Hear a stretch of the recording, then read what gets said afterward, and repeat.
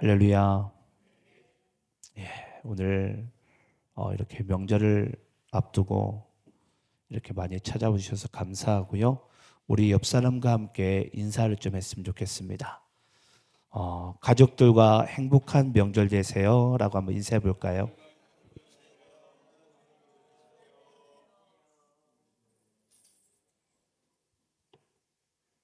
이번 추석 명절 가운데 여러분들의 가정에 하나님의 평안과 은혜와 사랑이 넘치기를 간절히 축원합니다. 오늘 추석 명절을 앞두고 하나님 앞에 기도하면서 무슨 말씀을 전할까를 놓고 한참을 기도를 했었습니다. 근데 기도 끝에 하나님께서 주신 말씀이 바로 에베소서 5장 말씀이었습니다. 이 에베소서 5장 말씀을 통해서 저는 여러분 모두가 은혜 받는 시간 되기를 소망합니다. 여러분, 예전에도 한번 이야기를 했는지 모르겠는데요. 여러분, 불법 사회와 무법 사회가 있다면 물론 둘 다 나쁘겠지만 어느 쪽이 여러분 더 악하다고 생각을 하십니까? 불법 사회가 있고 무법 사회가 있어요. 어느 쪽이 더 악하죠? 네, 무법 사회죠. 이스라엘의 그 역사를 보게 되면요, 무법 사회가 있었습니다. 그게 바로 사사 시대였는데요. 그 사사 시대에서는 불법이 아닌 무법 사회를 살아가면서 각자 자기의 옳은 소견이 하나의 법이 되는 그런 인생을 살다 보니 그때만큼 이스라엘의 역사가 정말 말할 수 없는 그 죄악에 치닫는 그런 결과물을 낳는 경우가 또 없었습니다. 저는 오늘 날 이 세상을 보게 되면요, 많이 망가지기도 하고 또는 많이 어지러운, 어찌 보면 가장 인간다운 삶의 모습을 참 찾기 힘든 그런 세상에 우리가 치닫고 있는 그런 삶들을 살아갈지라도 전 여러분들의 인생 가운데 하나님의 말씀과 예수 그리스도라는 이 기준이 여러분 삶 가운데 무너지지 않기를 간절히 축원합니다. 우리 한번 따라서 해볼까요? 우리의 삶의 기준은 하나님의 말씀, 예수 그리스도입니다. 여러분 믿으시죠? 예, 세상이 아무리 악하게 돌아가더라도요, 예수 믿는 여러분들의 삶의 기준은 예수 그리스도입니다. 이것을 우리가 반드시 놓지 않기를 간절히 소망합니다. 자, 오늘 사랑받는 자녀같이 행하라 말씀을 함께 나눌 텐데 우리 1절 말씀을 다시 한번 읽어볼까요? 자, 1절 우리 함께 한번 읽어보도록 하겠습니다. 자, 함께 있습니다. 시작. 그러므로 사랑을 받는 자녀같이 너희는 하나님을 본받는 자가 되고. 여러분, 본래 인간은 하나님의 형상을 따라 창조되었습니다. 바로 여러분들의 모습은 처음에 하나님께서 하나님의 형상을 따라 여러분들을 지으신 줄을 믿습니다. 근데 여러분, 인간이요, 바로 이 원죄죠. 이 죄에 빠졌을 때부터 하나님의 형상은 온데간데없고 우리의 본래의 모습을 잃어버리고 말았어요. 우리가 원래 하나님을 닮고 하나님의 형상대로 살아간다면 여러분 세상이 얼마나 아름다울까요? 네. 여러분들 보통 감동이라는 걸 먹게 되면 막 눈물도 나고 막 그 여운이 평생을 갈 때도 있잖아요. 근데 만약에 하나님의 형상의 모습이 우리가 다 회복되어져 가지고 만약 살아간다면 매일 그보다 더한 감동이 우리의 삶 가운데 넘치지 않겠습니까? 예, 상상만 해도 너무 행복한 것 같아요. 야, 정말 우리 인간의 모습이 살아가는 사회적 구조가 그런 모습을 띠고 있다면 야, 이보다 더 행복할 수가 또 있을까? 매일같이 아마 이 가슴이 아마 벌렁벌렁 거릴 것 같아요. 매 순간 감동을 먹을 거니까. 네. 여러분 그 세상이 오겠죠. 그리고 저는 우리 교회가 되기를 소망합니다. 우리 교회가 또 여러분들의 가정이 그냥 같이 있는 것만으로도 행복할 수 있고 감사할 수 있는 그런 우리 모두가 되길 소망하는데요. 어찌됐건 우리 인간은 죄에 빠짐으로 말미암아 결국은 우리 하나님께서 말씀하신 그 형상을 잃게 되고요. 또 하나님께서는 그 모습을 그냥 내버려 두지 아니하시고 예수 그리스도를 통해서 우리의 형상을 다시 본래 하나님께서 창조하신 그 형상의 모습으로 회복하기를 원하시고 계신 줄을 믿습니다. 그래서 여러분, 신앙이라는 것은 이와 같습니다. 한번 따라서 해볼까요? 내가 어떤 신분의 사람이라는 것을 아는 것입니다. 이게 뭐라고요? 신앙이에요. 여러분들의 신분은 뭐죠? 나의 신분은 여러분, 하나님의 자녀이자 하나님의 권속입니다. 네. 그게 나의 신분이에요, 여러분.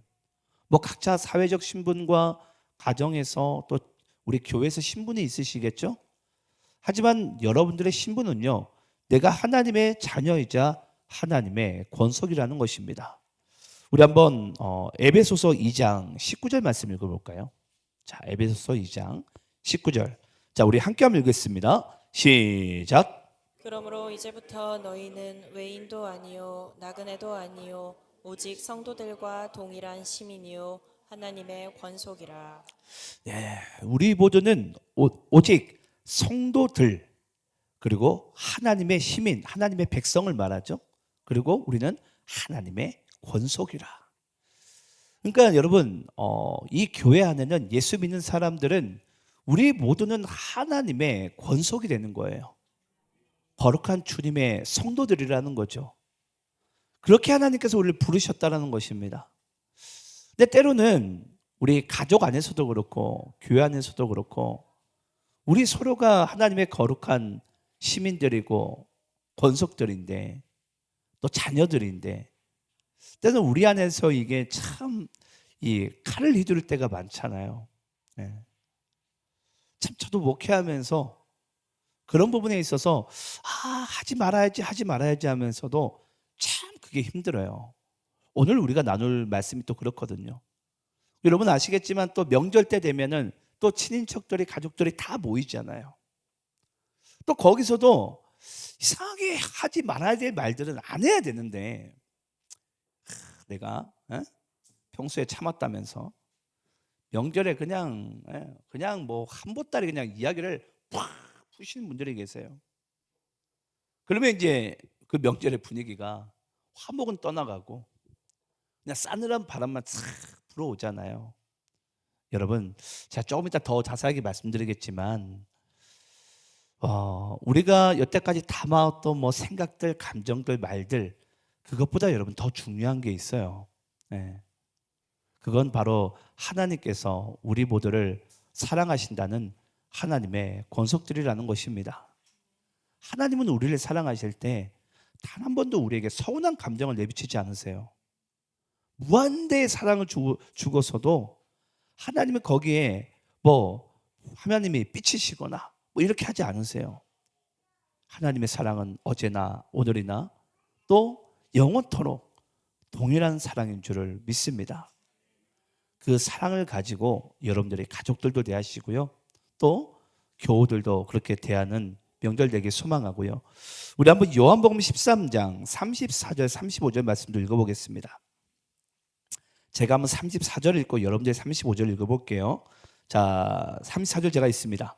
새 계명을 너희에게 주노니 서로 사랑하라. 내가 너희를 사랑한 것 같이 너희도 서로 사랑하라.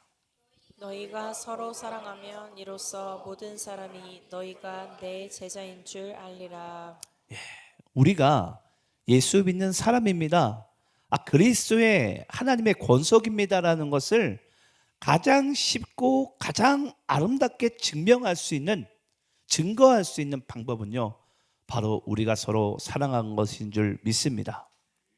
그래서 이번 가족들에게, 자녀들에게 너 왜 아직까지 시집 안 갔냐? 장가 안 가냐? 공부 왜 이러냐? 여러분 그런 거 얘기하지 마시고요. 아버지 어머니한테 속상하다 뭐 이런 거 얘기하지 마시고요. 한번 그냥 따뜻하게 안아주시기 바래요. 그 사랑이요, 여러분, 우리를 변화시킵니다. 우리가 그래서 변화된 존재 아닙니까? 하나님이 우리를 율법적으로 다그친다고 우리가 변화되고 뭔가 우리가 거룩해진 모습이 우리 안에 있는 게 아니잖아요. 하나님의 사랑을 알 때 그제서야 우리가 변화된 존재 아닙니까? 철들고. 예.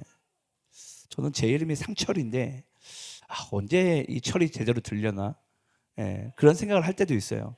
평생을 두고 내가 철이 들어야 되겠구나. 예. 한 분 웃어주시는데 왜 고개를 숙이세요? 예. 뭐 제가 아무튼 앞으로도 더 철드는 목회자로 하나님께서 빚어가시겠죠. 예. 그래서 여러분들이 저를 사랑해 주시기 바랍니다. 저도 사랑하도록 많이 노력하도록 하겠습니다.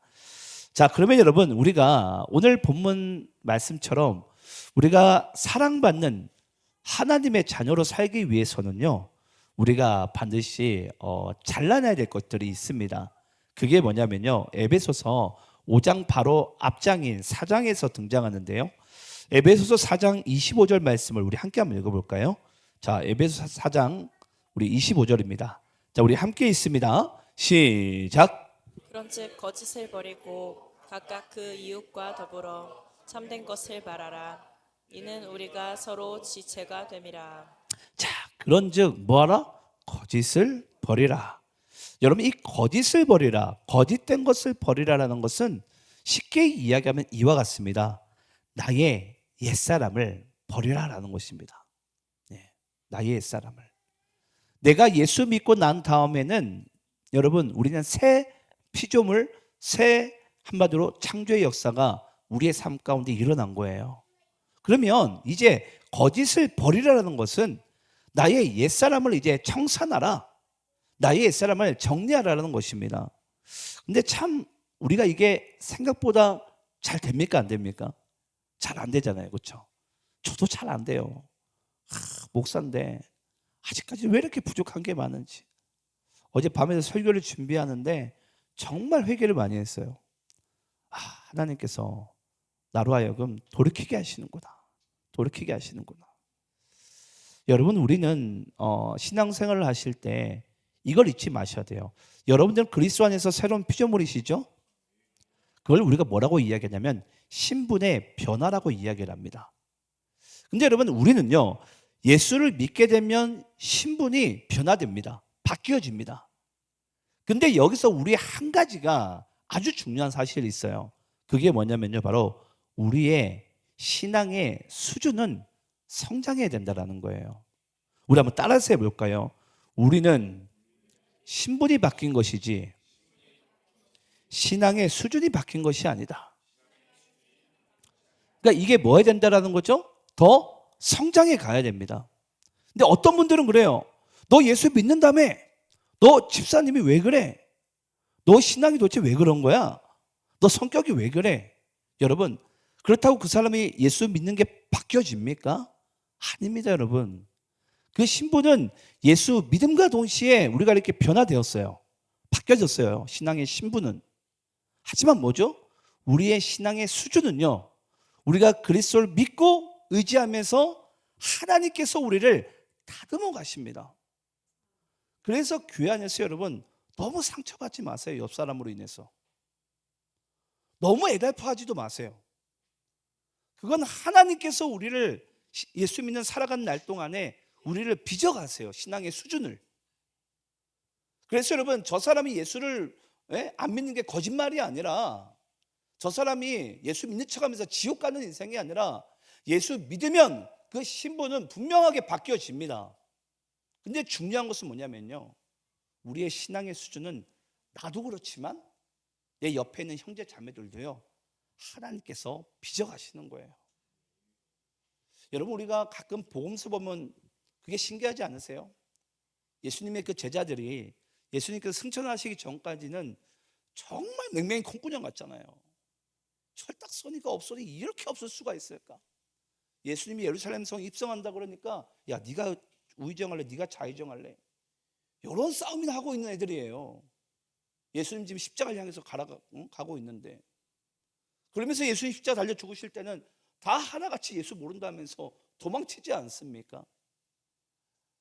가끔은 그래요. 예수님의 예수 제자들을 뽑는 좀 기준이 너무 낮은 게 아닌가. 근데 나중에 그들이 뭐 하게 되죠? 십자가에 예수님께서 죽으시고 그들이 성령의 충만함을 받을 때는요, 그 베드로는 뭐 여러분 아시겠지만 예수님처럼 나는 매달려 죽을 수 없다, 거꾸로 매달려 죽지 않습니까? 그런 자들로 신앙의 수준이 바뀌더라는 거예요. 바뀌더라는 거예요. 저는 여기 있는 분들도 반드시 하나님께서 여러분들의 그 신앙의 수준을 성장시키시고 바뀌어 나가실 것을 믿습니다.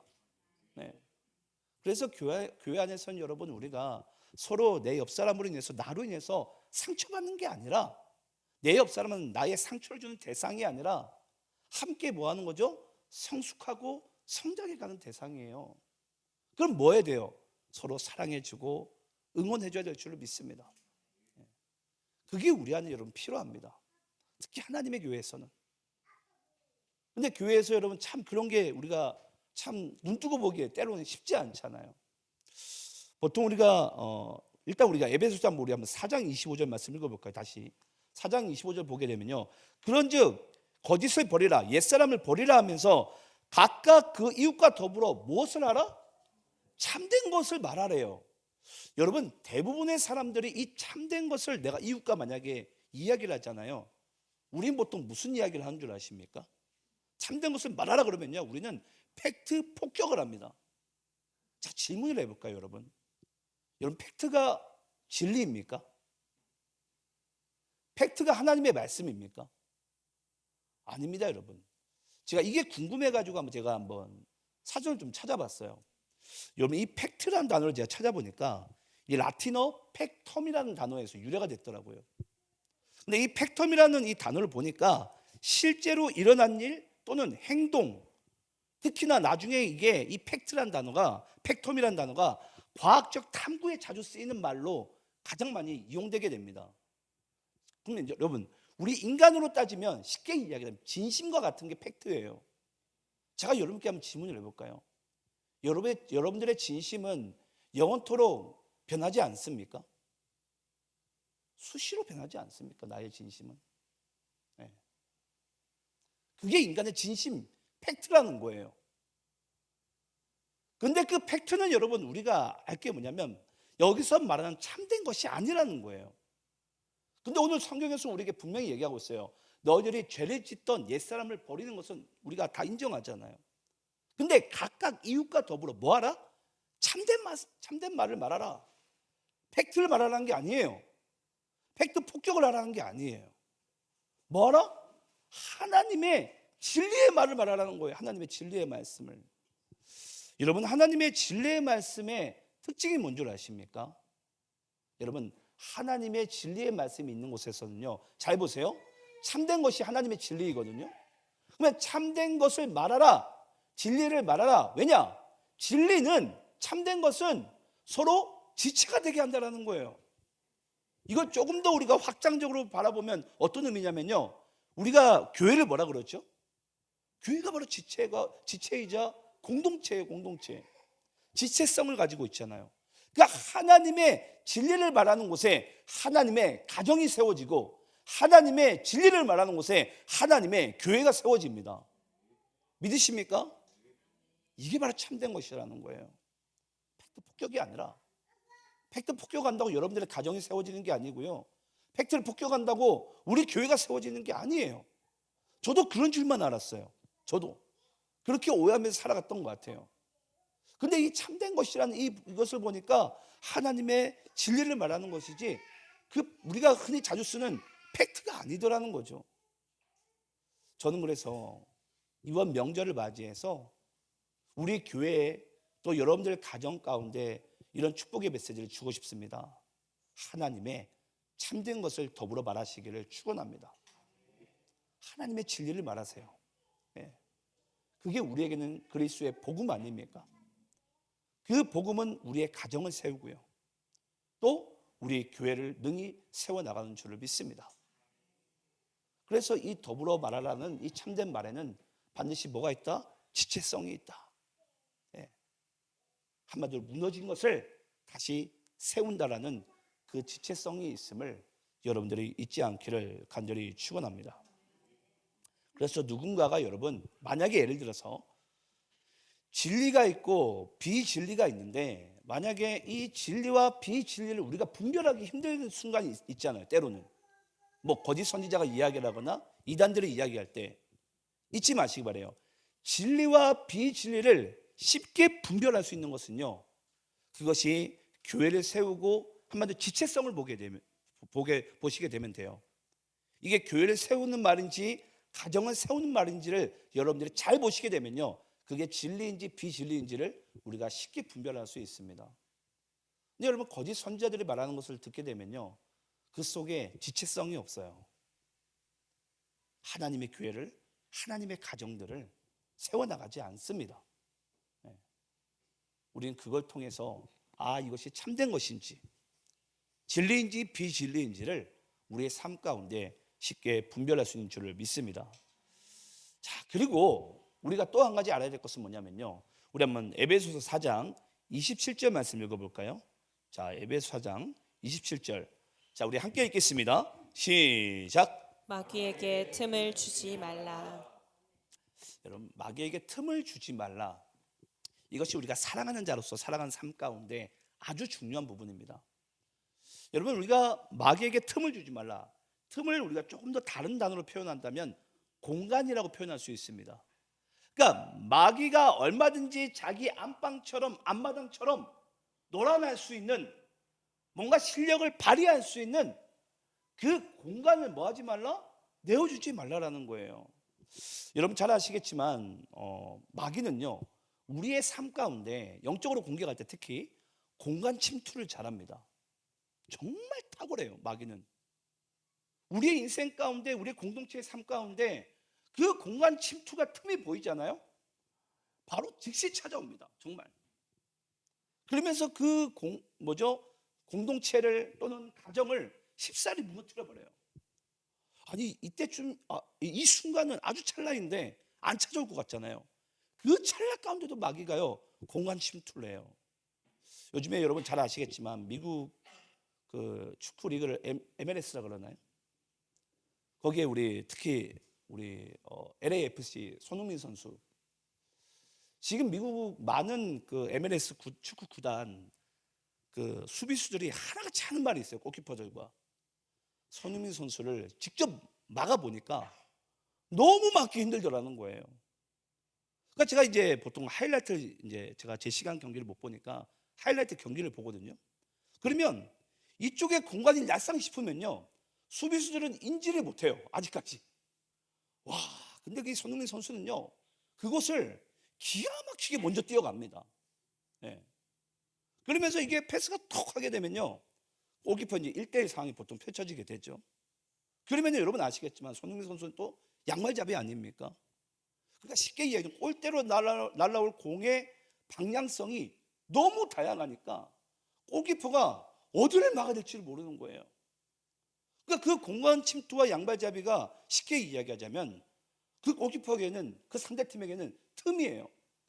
정말 너무나도 잘 공격을 해요. 제가 봐도. 요즘에 뭐 찼다면 다 골이 되더라고요. 근데 여러분 하물며 마귀가 손흥민보다는 공간 침투를 더 잘하지 않겠습니까? 네. 그런 생각이 들었어요. 네. 내일 오전 10시 LAFC와 애틀란타 유나이티드와의 경기가 있어요. 가족들과 꼭 시청하시기 바랍니다. 이 공간 침투를 틈을 기가 막히게 하는구나. 그걸 볼 때마다 마귀는 더 잘하겠구나. 그래서 뭐 하지 마라? 마귀에게 틈을 주지 마라. 특히 마귀는 가장 우리 삶 가운데 이 공간 침투를 잘하는 것 중에 하나가 우리의 감정선이에요. 매우 잘 공격합니다. 이 공간을. 들어왔다 하면 무너져요. 그냥 들어왔다 하면. 그래서 여러분들의 그 마음을요, 그래서 오늘 말씀이 이 틈을 주지 않기 위해서 우리가 뭘로 채워야죠? 그 우리의 마음의 공간을 하나님의 사랑으로 채워라. 하나님의 참된 말 진리로 채워라. 그러면 여러분 마귀가 우리를 그 틈 가운데 공격을 하지 못합니다. 예.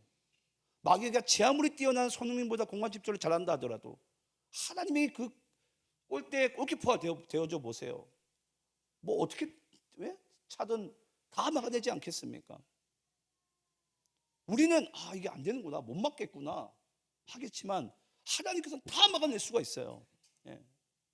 그래서 우리가 하나님의 사랑으로 채우고 참된 말 진리의 말씀으로 채우게 되면 우리가 이 마귀에게 어떤 공격을 받더라도 그 마귀는 우리를 공격하지 못하는 줄을 믿습니다. 우리 그리고 한번 2절 말씀, 오늘 본문 말씀 볼까요? 2절 말씀. 자, 2절 우리 함께 한번 읽어보도록 하겠습니다. 자, 함께 있습니다. 시작. 그리스도께서 너희를 사랑하신 것 같이 너희도 사랑 가운데서 행하라. 그는 우리를 위하여 자신을 버리사 향기로운 제물과 기생제물로 하나님께 드리셨느니라. 여러분 우리가 사랑받는 자처럼 살아가기 위해서는요 2절 말씀도 매우 중요한데 바로 그리스도께서 우리를 사랑하실 때 우리를 위하여 자신을 버리신 사랑을 했어요. 네. 이걸 보통 우리가 희생이라고 이야기를 하죠. 희생. 네. 여러분 저도 올해가 사모님과 결혼 20주년이었거든요. 20년 동안 살아오고 저도 목회를 이렇게 하면서 어떤 영혼을 사랑하는 것에 있어서 이 사랑이 지속하는 데 있어서 가장 중요한 것은 뭐냐면요 바로 내 자신을 버려야 되더라고요. 여러분 부부가 싸우는 이유가 뭐죠? 다 자기 이야기만 해서 그래요. 자기 이야기만. 상대방이 저렇게 하기까지는 여러분 이유가 있지 않겠습니까? 뭔가 속상한 게 있지 않겠어요? 네. 뭔가 아픔과 상처가 있지 않겠어요? 그걸 우리는 그 마음은 모르고 아까도 얘기한 그 팩트를 가지고 막 폭격한다 그러죠. 난 너를 사랑해서 그러는 거야 하면서 진심을 팩트를 가지고 막 퍼붓잖아요. 그러면 뭔가 바뀔 줄 알고 변화될 줄 알고 그런데 아니더라고요. 네. 여러분 사랑받는 자처럼 살아가는 그 삶에 우리의 표본이 있어요. 그게 바로 그리스도예요. 예수님께서는 그 12 제자들을 사랑하실 때, 이 세상 사랑하실 때 내가 너희들에게 사랑을 이만큼 줬으니까 너희들이 나에게 사랑 최소한 10분의 1은 줘야 돼. 아니 어느 정도는 줘야 돼. 그거 주지 않으면 나 삐진다. 이렇게 하지 않으시더라고요. 철저하게 자기의 모든 것을 다 내어놓으시는 거예요. 그것을 나중에 알게 된 제자들의 삶이 결국은 변화돼 버립니다. 그래서 여러분들이 정말 내가 누군가를 섬기고 사랑하길 원하시거든 철저하게 그 사랑 뒤에는 희생이라는 것이 반드시 수반되어져야 됩니다. 그래서 하나님의 사랑을 우리가 반드시 십자가 없이는 설명이 안 되는 거예요.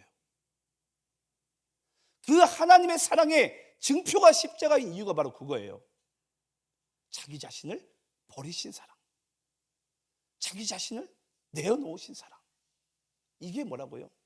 우리가 받은 사랑의 기준이자 우리가 받고 있는 사랑이기도 합니다. 근데 우리는요 내가 반드시 하나를 주면 하나를 받아야 되는, 내가 이만큼 했으니까 내가 이만큼 돌려받아야 되는, 여러분 그건 사랑이 아니라 거래 아닙니까? 네. 혹시 여러분들이 하나님 앞에 드리는 예물과 예배가 혹시 그런 것이라고 혹시 생각을 하십니까? 그렇게 따지면 하나님이 너무 손해보는 장사 아닙니까? 그런 거래로 우리를 부르신 게 아니에요. 자기 자신을 다 내어드리면서, 이게 바로 사랑이라는 것을 우리에게 말씀해 주시며 우리에게 사랑을 가르치신 분이 바로 하나님이자 예수 그리스도인 줄 믿습니다. 우리 한번 요한복음 10장 11절 말씀 읽어볼까요?